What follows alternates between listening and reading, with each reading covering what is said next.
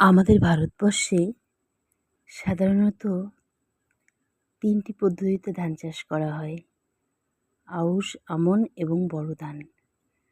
তো এখন যেহেতু বর্ষার সিজন, তো বর্ষা মানেই সেই আমন ধানের চাষ। হ্যালো এভরিওয়ান, আমি শম্পা। আমার নতুন একটি ভিডিওতে তোমাদের প্রত্যেককে স্বাগত জানাচ্ছি। আশা করি তোমরা যে যেখানে আছো ভালো আছো এবং সুস্থ আছো। আমিও বেশ ভালো আছি। তবে এই আমন ধান বিশেষ করে বর্ষায় আর কি চাষ করা হয়। তো বর্ষা হলেও আমাদের এখানে কিন্তু পুরোপুরি বর্ষা এখনও হয়নি। তার কারণ আমাদের এখানে কিন্তু এখনও বেশ রৌদ্র আর বেশ গরম। তবে কয়েকদিন আগে খুব বৃষ্টি হয়েছে।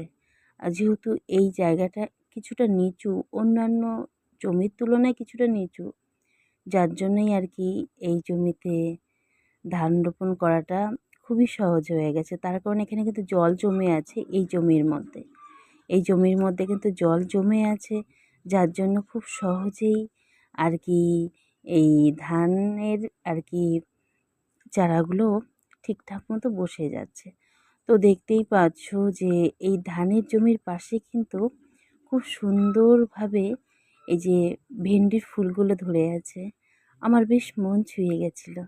তার জন্য কিছুটা হাত দিয়ে ছুঁয়ে ছুঁয়ে দেখলাম। তো দেখতেই পাচ্ছ যে এই ধানের বিছন মানে চারা গাছ, এগুলো কিন্তু কিছুদিন আগে আর কি জমির মধ্যে ছিটিয়ে ধানগুলোকে ফেলে দেওয়া হয়, সেটা থেকেই বিছন বা চারা তৈরি করা হয়। আর এই চারার একটি শর্ট ভিডিও আমি এর আগে একটি ভিডিওর মাধ্যমে তোমাদের সঙ্গে তুলে ধরেছিলাম। যাই হোক, তো সেই বিছনই আর কি মানে সেই চারাগুলোই খুব সহজেই জমির মধ্যে এইভাবে রোপণ করা হয়। আর এই ধান কিন্তু এই বর্ষাকালে রোপণ করার পরে মোটামুটি সেই অঘ্রাণ, কার্তিক অঘ্রাণ মাসে ধানগুলোকে আর কি পুরোপুরি ধানে পরিপূর্ণ হয়ে আর কি জমির ধান বাড়িতে তোলা হয়। তবে এই জন্যই এই ধানগুলোকে আবার অনেকে কিন্তু অগ্রহায়ণী ধান নামেও আর কি চিনে বা পরিচিত।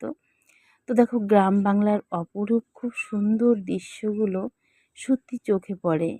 এত সুন্দর, চারিপাশে কি সুন্দর সবুজে শ্যামলে ভরা গ্রাম।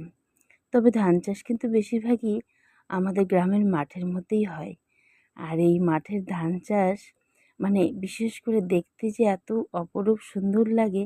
আর গ্রাম বাংলার কিন্তু চারিপাশে সবুজ, মানে এত সুন্দর প্রকৃতি, সেটাই কিছুটা আমার আর কি ক্যামেরায় বন্দি করলাম। তো দেখতেই পাচ্ছ চারিপাশে পরিবেশটা কিন্তু সত্যি খুবই সুন্দর, খুবই সুন্দর। তো এই ধান চাষের পদ্ধতি কেমন লাগলো অবশ্যই কমেন্ট করে জানিও তোমরা।